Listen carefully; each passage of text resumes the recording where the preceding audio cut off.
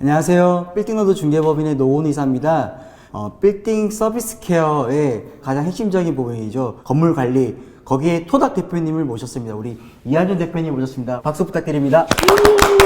안녕하십니까. 네. 대표님 소개 한번 좀 잘 부탁드리겠습니다. 네, 빌딩 케어 서비스 토닥 이한준 대표입니다. 지금 옷도 토닥이야 되어 있는 회사 점퍼를 입고 오셨네요. 네, 토닥 뜻은 뭔가요? 토닥은 말 그대로 토닥이다. 예, 건물 관리가 너무 딱딱해 보여서 친근감을 가지기 위해서. 그거 아닌가요? 엉덩이 토닥토닥토닥. 맞습니다.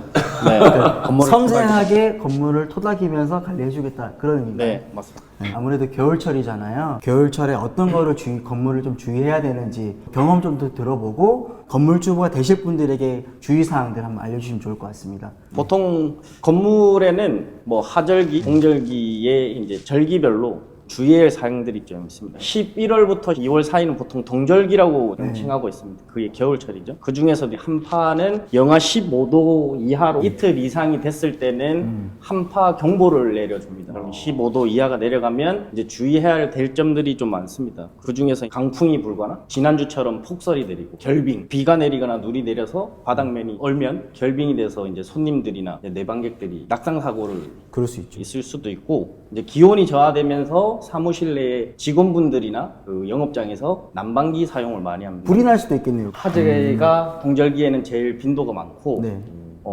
제일 사고가 높은 거는 부주입니다. 부주의. 다들 관심이 없고 관리를 안 하기 때문에 화재 사고가 제일 많습니다. 오늘은 동절기 이야기가 중심적인 내용인 거죠? 네, 오늘 계절도 그렇고 네. 예, 제일 중요한 포인트를 몇 가지 가져왔습니다.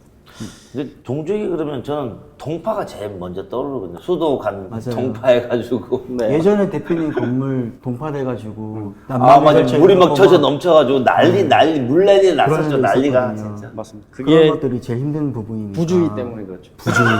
관심이 없습니다. 왜냐면 부주의 어디서 하셨네요. 아니요. 대표님 제 건물이었다고. 제가 부주했다고 얘기하는 건데 지금 한번 해보겠다는 겁니까 지금? 아닙니다. 맞습니다. 부주의라는 게 무관심도 있습니다. 예, 아, 맞아요. 무관심. 이제 관심이 없고 그다음에 그 시설에 대해서 개념이 없으시기 때문에 이게 동파될지를 모르시는 거예요.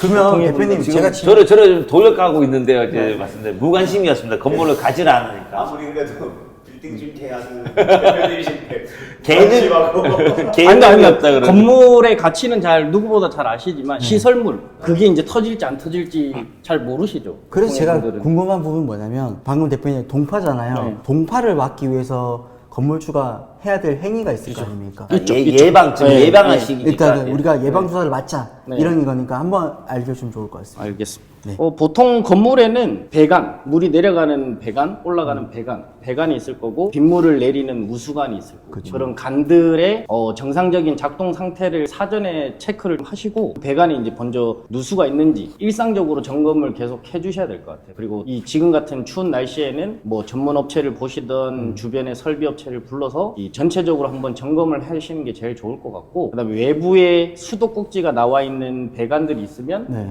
보양을 해서 보양 상태, 보온 상태가 좋은지 아니면 전기 열선을 넣어서 이제 온도를 올려주시거나. 근데 너무 한파 때는 그런 것도 무용지물이긴 합니다. 그러면 그 물을 빼놓으시고 밸브를 설치하시는 거죠. 겨울철에는 겨울철에는 수도꼭지에 물이 안 차 있게. 보통은 겨울철에 얼어서 영상으로 올라가면서 그 수도 배관 이음부에 균열이 생기면서 동파가 이제 터지는 거거든요. 그러니까 겨울철에는 안 쓰실 거면 부동전이라고 해서 수도꼭지에 밸브가 2개 있는 게 있습니다. 네. 그럼 수도꼭지에 물을 다 빼고 부동전에 밸브를 꽉 잠그면 지면 아래서 물이 다 빠지게 되어 있습니다. 그러면 간에는 물이 없기 때문에 그렇게 관리를 해주시고, 겨울철 이제 창문 보온 잘 되는지 잘 봐주시고, 정기적으로 한 2-3시간에 한 번씩은 그래도 환기를 해주셔야 됩니다.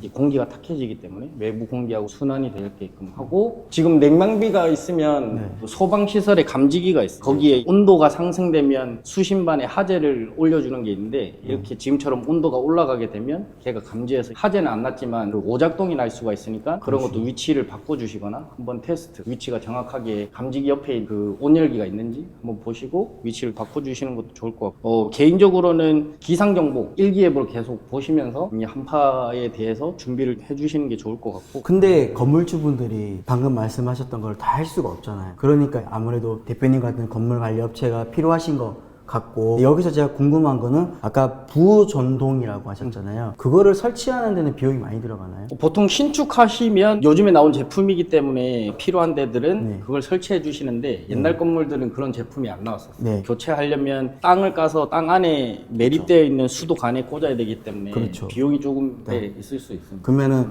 앞으로 신축이나 리모델링 하실 분들에게는 필수적인 부분인 거고, 지금 쓰시고. 오래된 건물 같은 경우에는 공사하기가 어려우니까 만약에 설치를 하기 어렵다 판단하면 어떤 게 더 좋을까요?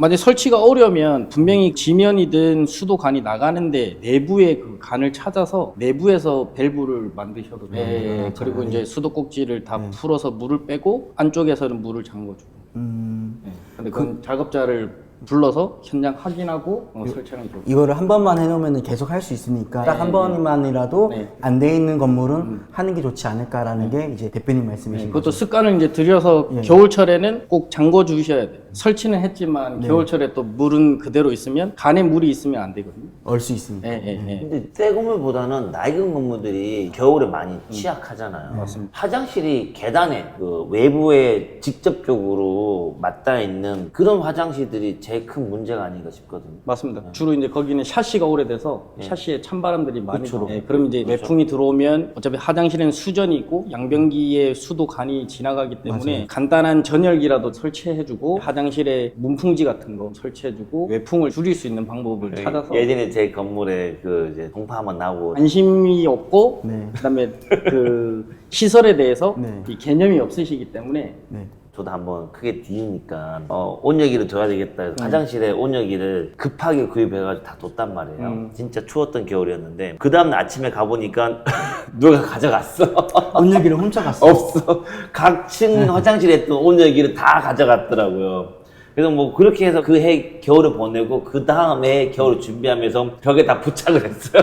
못 갖고 가게. 저희는 부착하는 것도 있고 세면대에 이제 걸어서 열쇠고리 걸어놓고 보통은 근데 이제 오래된 건물들이나 이런 것들이 있을 때 임차인의 협조를 좀 구하는 부분도 있는 거죠. 아무래도 저희 건물주 분께서 상주에 계시는 분들이 많지는 않으니까 임차인도 선량한 관리자로서 이 본인 내부에서 쓰는 것들은 뭐 전열기, 보통 뭐 직원분들 이 문어발식으로 전열기 꽂아놓고 하면 사용하고 나서 그건 빼주시고 본인들이 쓰는 화장실은 자주 환기시켜주고 창문 열려있으면 퇴근하실 때 꼭 창문 온도 조절해 주시고 그건 꼭 필요할 것 같습니다. 그거는 건물에 계시는 누구든 예방에 대해서는 건물주뿐만 아니라 임차인이든 관리업체든 관리소장님이든 관심을 가져주는 게 제일 좋을 것 같아요. 지금 대표님이 관리하시는 그런 건물들이 많이 있으시잖아요. 그런 건물들 현재는 어떻게 관리를 하고? 지금 저희는 동절기, 하절기, 절기별로 이 리스트를 만들어서 이제 건물 외관부터 중요한 배관들, 급배수, 그다음에 소화 하재가 제일 포인트이기 때문에 소방시설, 뭐 소화기, 뭐 소화전 이런 것부터 이제 먼저 테스트하고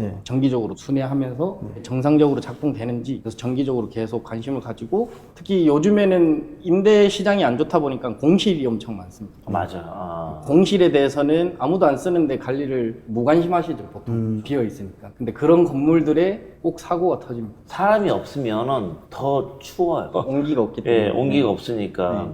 그래서 그런 건물들이 동조에게는 더 취약할 것 같은데 어쨌든 대표님께서 지금 많은 건물들을 관리하시면서 동조에게 있었던 어떤 사건, 사고 아니면 뭐 사례들을 한두 가지 얘기하고 그러시면 좋을 것 같은데 어떤 게 있을까요? 제가 자료를 가져왔는데요. 이게 건물 외부에 있는 옥내 소화전이라는 거예요. 그래서 이제 소방이 났을 때 여기서 밸브를 꽂고 하재 난 곳에 가서 물을 뿌려주는 장치인데 이게 지금 겨울철에 균열 난 부분에서 이제 물이 샜습니다. 그래서 초기에는 표가 안 나게끔 뭐 한 방울 한 방울 한 방울씩 떨어지다가 기온이 영상으로 되면서 이렇게 물줄기가 이제 조금씩 나오기 시작했습니다. 그러면서 이제 각종 그 수신기에 연동이 돼서 알람이 울렸고 이게 순식간에 이게 여기에 터진 물이 승강기 비트실까지 물이 범람해서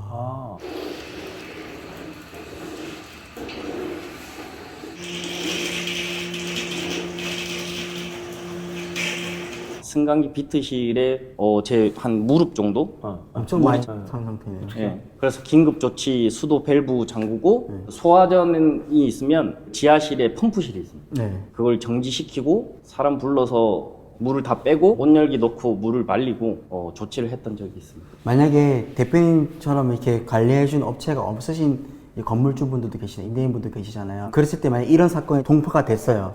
그럼 먼저 첫 번째는 뭐 해야 될까요? 가장 먼저는 긴급조치니까 보통은 건물 제일 앞 주차장 쪽에 예. 수도 메인 계량기가 있습니다. 계량기. 계량기에 계량기 밸브부터 잠궈라. 일단 잠궈야 아예 돼요. 물 예, 못 예. 들어오게. 네. 계량기를 잠그고. 계량기 두 번째- 잠그고 일단 물은 빼야 될 것 같습니다. 그렇죠. 예, 전문업체 빨리 수배해서 응급조치하고 나서 네. 그 이후에 이제 후속 조치는 이제 일정 잡고 진행을 해야 될 거예요. 무조건 첫 번째는 수도 계량기에 물을 잠궈라. 밸브를 잠그는 게 첫 번째다라는 말씀이신 거네요. 이거 참고하시면 좋을 것 같습니다. 먼저 뭐 당황하시지 마시고 네, 빨리 잠그고 업체를 부르고 그렇게 하기 싫다면 토닥을 맡기시면은 안전하게 관리가 되고 네. 그런 게 아니겠습니까? 임차인한테 상호 협조적으로 평소에 이제 관계가 좋으시면 전화해서 빨리 잠궈 줄 수 있게끔. 그리고 주택형 건물들이 있거든요. 그럼 바닥 보일러가 들어가는데 네. 이게 그 각 방으로 연결돼 있는 분배기라는 겁니다. 그래서 이제 공실일 때는 보통 관심을 안 가지시는데 네. 약하게 외출 정도로 약간 네, 훈훈한 틀어놔요. 흥기가 있게끔. 근데 보통 뭐 수도요금이나